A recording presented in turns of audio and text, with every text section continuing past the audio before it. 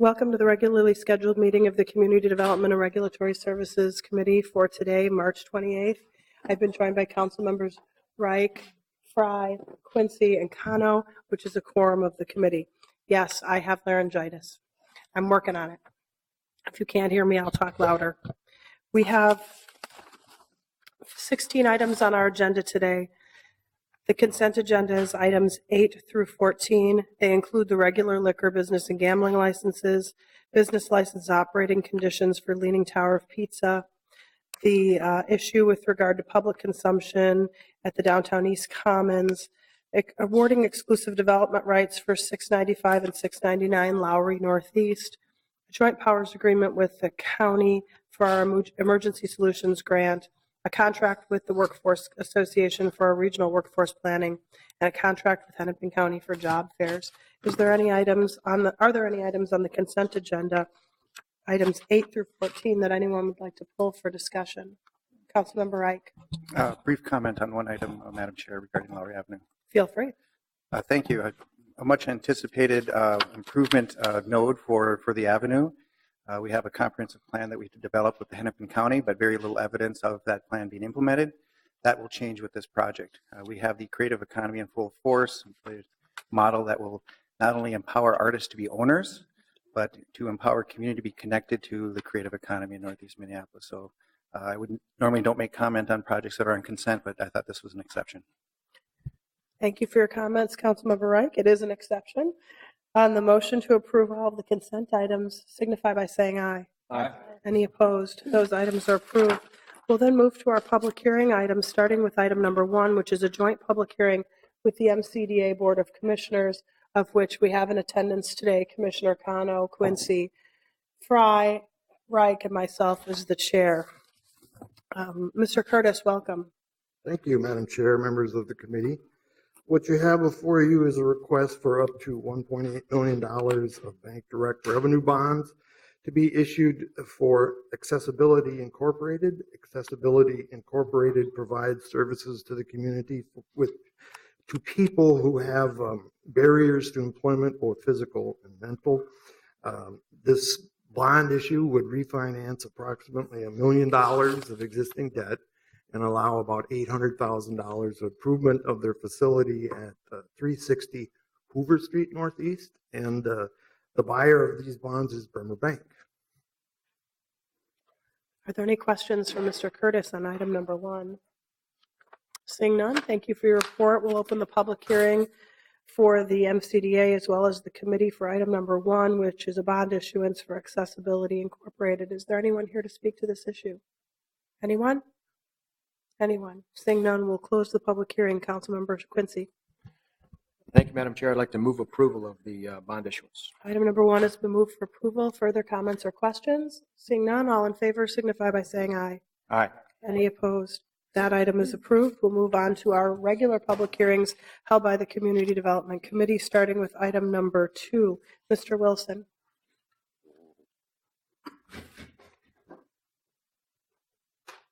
No? Am I wrong? Item number 2, is that yours, Mr. Wilson? Yes, Madam Chair. Item 2 is the 1026 LLC doing business as Wholesome Kitchen. They seek a sidewalk cafe license to operate in conjunction with their existing restaurant license. Wholesome Kitchen is located at 824 West 50th Street, and their sidewalk cafe will have seating for 10 additional persons. The Public Works Department has reviewed their site plan and finds that it meets all the guidelines for operating a sidewalk cafe. A public hearing is required for this application. We notified all persons within 300 feet of the premises, and we notified the Southwest Business Association and the Lyndhurst Neighborhood Association. We received 8 responses from that notification process. All were in support of the application. Staff finds that it meets all of our requirements and is recommending approval. Are there any questions for Mr. Wilson on item number 2? Seeing none, we'll open the public hearing on item number 2, which is a new license for Sidewalk Cafe at Wholesome Kitchen. Is there anyone here to speak to this issue? Is there anyone here from Wholesome Kitchen? No? Anyone? Seeing none, we'll close the public hearing. Councilmember Fry. Thank you, Madam Chair. I'll move approval of this item. Item number 2 has been moved for approval. Further comments or questions? Seeing none, all in favor signify by saying aye. Aye. Any opposed? We'll move on to item number 3. Mr. Wilson. Madam Chair, we have an application by the Flamingo Restaurant LLC, doing business as the Flamingo. They are located at 201 East Lake Street, and they currently have a rental hall license. They are seeking an extended hours license for their business. They currently are allowed to stay open to 10 p.m. Sunday through Thursday and 11 p.m. Friday to Saturday. And they are seeking to be open until 11 p.m. Sunday through Thursday and until 2 a.m. on Friday and Saturday. This is in the central neighborhood in the 9th Ward. They have submitted a security plan that has been reviewed by Inspector Catherine Johnson of the 3rd Police Precinct, and that security plan meets those requirements. Public hearing is required. We notified all residents and property owners within 300 feet of the establishment. We also notified the Central Area Neighborhood Organization and the Lake Street Council. We received no responses on this notification process. Staff finds they meet all of our requirements and is recommending approval. Are there any questions for Mr. Wilson on item number 3? Seeing none, we'll open the public hearing on item number 3, which is a new license, extended hours at the Flamingo Restaurant. Is there anyone here to speak to this issue? Do you want to come up and say something? No, do you? Okay. Is there anyone here to speak to this issue? Anyone else? Seeing none, we'll close the public hearing. Councilmember Cano. Thank you, Madam Chair. I would like to move approval of this item. Item number 3 has been moved for approval. Further comments or questions? Seeing none, all in favor signify by saying aye. Aye. Any opposed? That item is approved. On to item number 4. Mr. Wilson.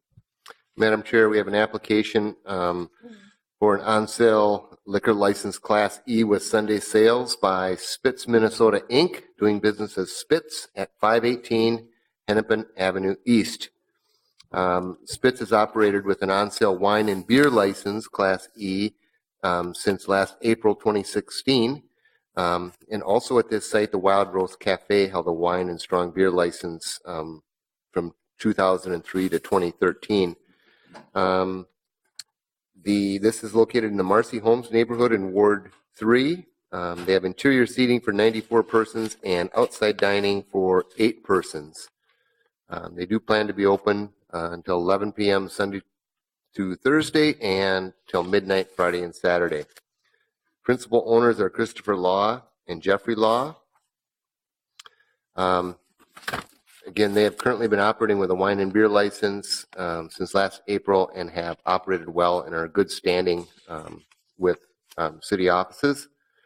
Public hearing is required. We sent 198 notices to residents and property owners within 600 feet of this premise.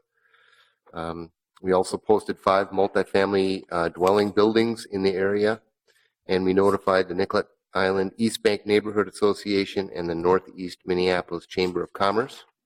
We received 1 response to that notification process, and that was in support of the application. Staff recommends approval. Are there any questions for Mr. Wilson on item number 4? Seeing none, we'll open the public hearing on item number 4, which is a license upgrade for Spitz MN. Is there anyone here to speak to this issue? Please step forward, state your name and address for the record. Hi, I'm Chris Law. I'm one of the owners of Spitz. Sorry, I'm a little too close. Did you say address? Sure. 1053 Fairmount Avenue, St. Paul, Minnesota. And we're very happy to be a part of Minneapolis and the business community in the 3rd Ward. And we look forward to being a very positive part of this business community going forward as well. Thank you. Thank you for being here today. Is there anyone else here to speak to this issue? Anyone? Anyone? Seeing none, we'll close the public hearing. Councilmember Fry. Thank you, Madam Chair, and thank you, Mr. Law, for your investment. Spitz is an extraordinary addition to the neighborhood, and we love having you. So happily move approval of this item.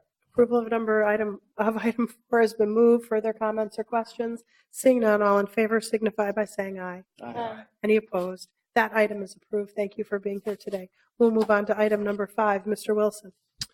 Madam Chair, we have an application by the Target Corporation for an off-sale liquor license in conjunction with their store at 900 Nicollet Mall. Target has operated a retail store at this location for several years. This is in the downtown west neighborhood in the 7th Ward. As is required by state law, off-sale liquor stores must be an exclusive operating entity, separated from other portions of their retail establishment. So this portion of their store will be separated, has its own entrance to the street, etc.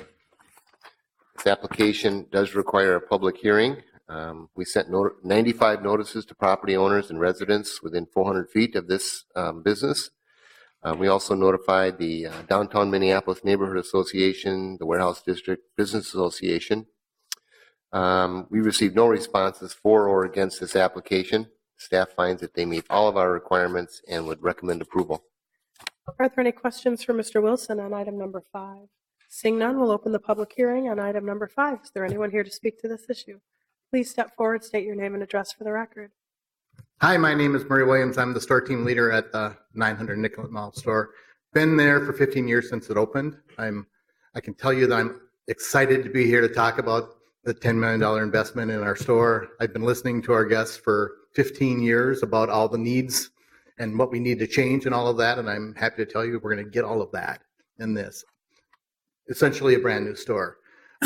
This application to sell liquor and spirits just better fulfills our guests' needs, that one-stop shopping kind of experience. Target having liquor probably seems a little strange to many of us in Minnesota. Actually, we've been in the liquor business for quite some time. There's 7 stores with separate entrances in the state operating today. But I'm here excited to answer any questions. I appreciate the opportunity. Thank you for being here. Thank you for your testimony. Is there anyone else here to speak to this issue? Anyone? Anyone? Seeing none, we'll close the public hearing. Councilmember Fry.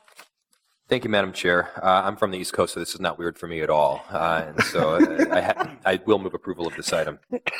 Item number 5 has been moved for approval. Further comments or questions? Seeing none, all in favor signify by saying aye. Aye. Any opposed? That item is approved. Thank you for being here today. Thank you very much for your time. On to item number 6, Mr. Wilson. Madam Chair, we have an application by a corporation called 1328 Uptown, Inc. And they do business as Bar Louie at 1348 Lagoon Avenue. They are currently licensed as an on-sale liquor establishment with Sunday sales for Class D entertainment, which generally allows one amplified entertainer.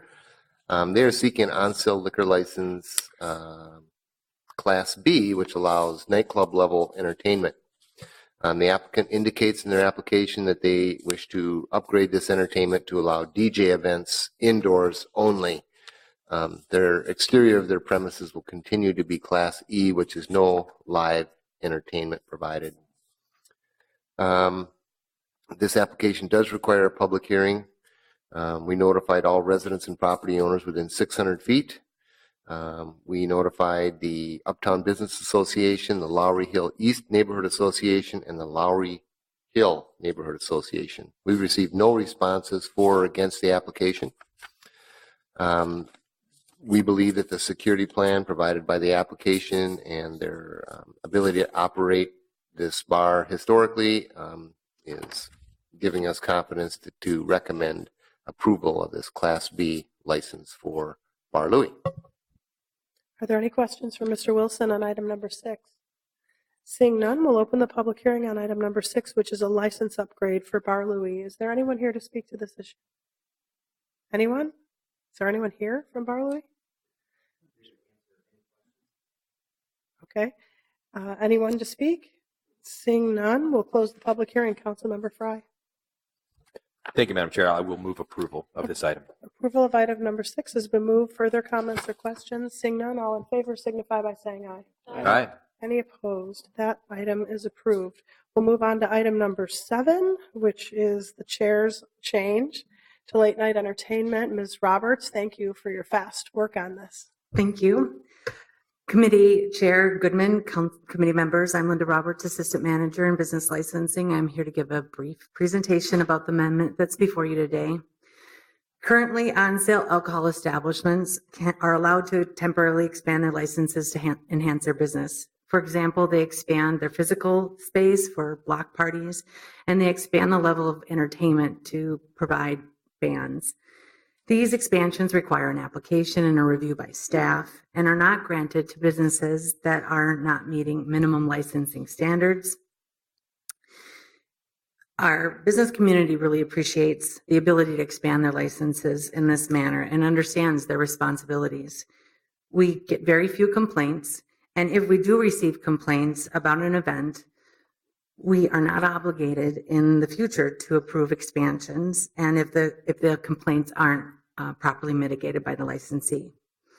If the amendment before you passes, an additional opportunity to expand on-sale establishments will be allowed to allow for temporary late hours of entertainment. So what are the controls that we're putting in place for temporary late hours of entertainment? It would be limited to just indoors. It would be limited to 3 times a year for no more than 2 consecutive days per expansion. It'll also be limited to the downtown improvement district. There are 2 reasons for that. One is to give the city an opportunity to measure its impact. And secondly, it is to build the capacity that the Nightlife Alliance is as it implements the recommendation of best practice strategies that were set forth by the study conducted by the Responsible Hospitality Institute. There's really good work being done there, and we want to build on that capacity and developing those better standards. It also is limited to just entertainment. To be clear, this does not allow for alcohol sales in those late hours of the temporary expended hours. The sale of alcohol is still regulated by state statute that prohibits the sale of alcohol after 2 a.m. Public hearing notices were sent on March 9th to all business associations, neighborhood associations, and all on-sale alcohol establishments. The amendments were discussed at the Liquor in the Industry and the City, our LINK meeting, and March meeting, and we received positive feedback. We also have received support from the Minneapolis Warehouse Business Association and the DID Nightlife Implementation Committee. We have received no negative responses. I want to thank the leadership of the committee, Chair Goodman, and the co-author, Councilmember Fry, for exploring the regulatory avenues to allow for this activity. Please let the record reflect that Councilmember Fry is as a co-author of this amendment. I also want to recognize the lead inspector, Michelle Harvette, for her expert interpretation of the city liquor laws and for the dedicated work of Council Aide Patrick Sadler that led us to this recommendation of a reasonable temporary controlled solution. This work is an example of policymakers, city staff, and business partners working together to get the answer to yes by creating business opportunities that meet the business community's need. Licensing believes the amendment before you will bring the city of Minneapolis one controlled and temporary step closer to a true 24-hour city. I'm available for questions if you have any. Thank you. Are there questions for Ms. Roberts? Looks like there's no questions. We'll then go ahead and open the public hearing on item number 7, which is a late night entertainment ordinance allowing for 24-hour operation for live music downtown under the conditions noted by Ms. Roberts. Is there anyone here to speak to this issue? Ms. Kaufman, welcome. Thank you, Madam Chair and committee members. I'm Joanne Kaufman, Executive Director of the Warehouse District Business Association at 322 First Avenue North. And I just want to say, first of all, that we appreciate being involved in this process, having a seat at the table in our conversations with Linda Roberts at the various meetings that I attend and through the Business Advisory Group. As many of you know, we are not in support of a 365-day-a-year late night entertainment license at this time. We feel there are too many issues we still have to deal with in the Warehouse District, particularly with regards to safety and security, and we don't wish to put our employees and our visitors in harm's way at a time of night that those incidents are more likely to occur. But we do fully support this amendment to the ordinance. We think this is a great way to test the water and see how this will work in a greater scale and bringing us closer to a 24-hour city. Thank you. Thank you for your testimony. Is there anyone else here to speak to this issue? Please step forward, state your name and address for the record. Madam Chair, members of the committee, my name is Ben Shardlow and I work for the Minneapolis Downtown Improvement District. And as Linda noted, we have been convening a cross-sectoral group of private sector and city representatives to try to make progress on seeing nightlife as an asset for our downtown and to make sure that we have strategies in place to support a positive experience for people who are part of that industry and people who enjoy it, and mitigating some of the negative consequences that can happen with late night activity. And that flowed out of a 6-month planning process that we commissioned in late 2015 called the Hospitality Zone Assessment. And since that time, that planning committee supporting that work transitioned into an implementation committee, and that group has continued to meet monthly. And we actually just had a meeting this morning where we had a nice open dialogue about the proposed ordinance change with representatives from the Minneapolis Police Department. Linda was present, multiple nightlife business operators. And it took a while to work through understanding all of the provisions in the proposed amendment. But there was consensus that it would be positive change and that we'll learn things from this amendment if it passes. It could help smooth out bar close, with some venues staying open later and letting people dance to potentially sober up. And at this point, it's unclear what the business opportunity really is for an operator to stay open without serving alcohol. But the Nightlife Plan Implementation Committee discussed it, and we're glad to see the engagement with operators, as noted by Joanne, and we stand in support of the proposed change. Thank you, Mr. Shardlow. Is there anyone else here to speak to this issue? Anyone? Anyone? Seeing none, I'll close the public hearing and move approval. I first of all just want to thank Ms. Roberts and Patrick Sadler from my office, who have spent quite a bit of time trying to move this forward as quickly as possible. I really respect the work that you've done on this, Patrick. Thank you for all of your hard work. Mr. Shardlow, you asked what is the business opportunity. Many of these businesses just simply want to provide a place for people to go when they feel very happy or very sad. It's not as much about making money to them as gathering and the idea of public gathering.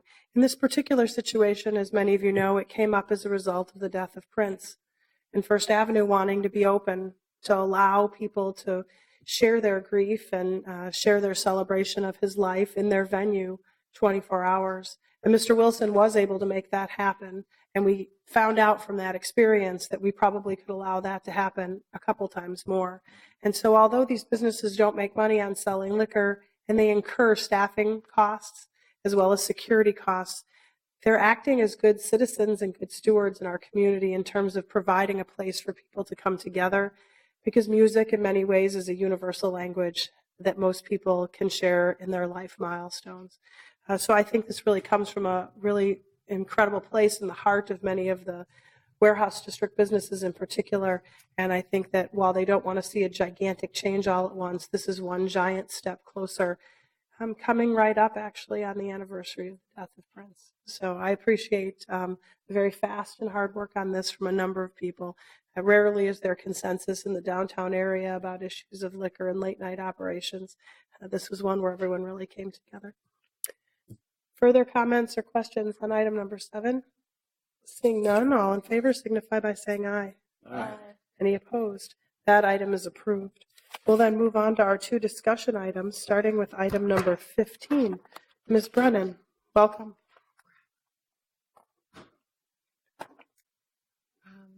Sorry. Madam Chair, members of the committee, I do have a presentation. However, I've been locked out. So if I could get So let me just see one thing. Raise your hand if you're here for Ms. Brennan's presentation. And raise your hand if you're here for Mr. Carroll's presentation on the Brownfield grants. Why don't we go ahead and take the Brownfield grant requests first while they were, is that all right with you, Ms. Brennan? Sure. Mr. Carroll, is that okay with you? Okay. Madam Chair, members of the committee, I'm Kevin Carroll from the Business Development Division of CPED. Before you today is a slate of potential candidates for grant funding, Brownfield grant funding in the spring round. It is May 1, final application deadline. I typically try to point out things about the current round that are different than prior rounds. The two main differences this time are, number one, we typically have Hennepin County involved as a grantor. They're not involved this time. As you probably know, some of their funding has been rerouted to the Southwest Light Rail line. They're typically involved in both rounds per year for at least the next couple of years. We think they may be involved only in the fall round. The financial impact of that to the city, Hennepin County typically has about $1 million available per round, and Minneapolis projects typically get 50 to 100% of that. So that's how much less money we have available. So the projects we have now are going to seek funding from DEED and the Met Council's TBRA program. It looks like a long list of projects, and it is. I went back and looked. 6 months ago, I was in front of you with a similar staff report. This one has 16 projects planning to submit 31 applications. 6 months ago, we had 16 projects planning to submit 29 applications. So that seems similar on the surface. The big difference is in the amount of grant funding being sought. 6 months ago, those projects were seeking about $5.8 million worth of funding. This time, a comparable number of projects are seeking almost twice that amount, $10.6 million. And the main reason for that is that a lot of these projects have some very large requests. Of the 16 projects, we have 9 that are seeking a total of $500,000 or more. So that's a significant difference. These are all projects that we've looked at very closely in the time that we had available. The pre-applications were due on February 24. We had about 10 business days after that to review them and write the staff report that's in front of you today. What we do is we continue to review these projects on an ongoing basis right up to and including the application deadline to make sure that they meet the grantors and the city's project readiness expectations. In the event that there's some unanticipated development between now and May 1 that suggests that the grantors would not seriously consider a project, I think we have the discretion to not submit it. What we tell these developers is that your approval of the resolution gives us the authority to submit the applications, but not necessarily the obligation to do so. We don't have to use that very often, frankly. Of the projects we have here, we have a very good mix. Often we have a lot of one kind of project. In this round, we have 5 purely commercial projects. We have 4 projects that are housing projects that are 100% affordable. We have 2 projects that are affordable in part. We have 2 projects that have market rate housing. We have 1 very nice senior housing project that provides both independent living, assisted living, and memory care. And we have 2 sort of hybrid projects that are a good combination of both commercial and housing. So it's a broad array of projects, which the grantors like to see. We have not encountered any, we have not developed any reservations about any of these projects thus far based on what we've looked at. They seem to have either a strong and demonstrated community support, neighborhood support, or at least they're on the agendas for discussion with the applicable neighborhood groups. They all seem to have at least some of their funding lined up, and they're working on getting the rest. Those that need to submit RAPs to the MPCA have already done so, and they're under review. So our recommendation is that you give us the authority to submit these applications on May 1. Are there any questions for Mr. Carroll on his report? Seeing none, I'm going to move approval of the report. I also thought, Mr. Carroll, it was a very interesting list of projects with an interesting mix of projects, and I'm always wishful that we could prioritize those that most closely align with the city's priorities, and those include and probably make a priority of these affordable housing projects or senior housing projects. But then I look at something like the Midwest Climbing redevelopment. Is anyone here from that project? And I think, way to go. I mean, that is such a cool idea in a building that might not otherwise have a good use. And I think even though it's not an affordable housing project, it's such a great idea, we should have them on our list. So I agree with your analysis of the mix of projects, and we'll let the chips fall where they may. It's really great to see very unique projects like this Midwest Climbing project come forward along with some of these incredible senior projects and affordable housing projects throughout the city. So thank you for bringing us this list and for everyone who's here today. Are there further comments or questions? Seeing none on my motion to approve, all in favor signify by saying aye. Aye. Any opposed? Thank you. Those items are approved. Now, Ms. Brennan, thank you. Okay.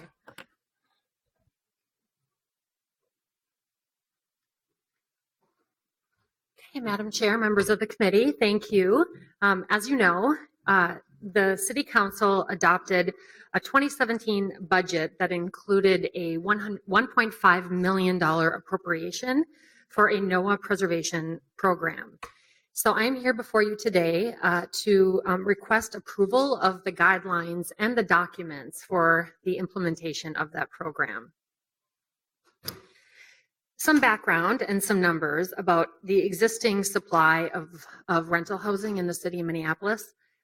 There are about 93,000 rental housing units that are licensed by the city of Minneapolis. About 38,000 of those units are considered market affordable.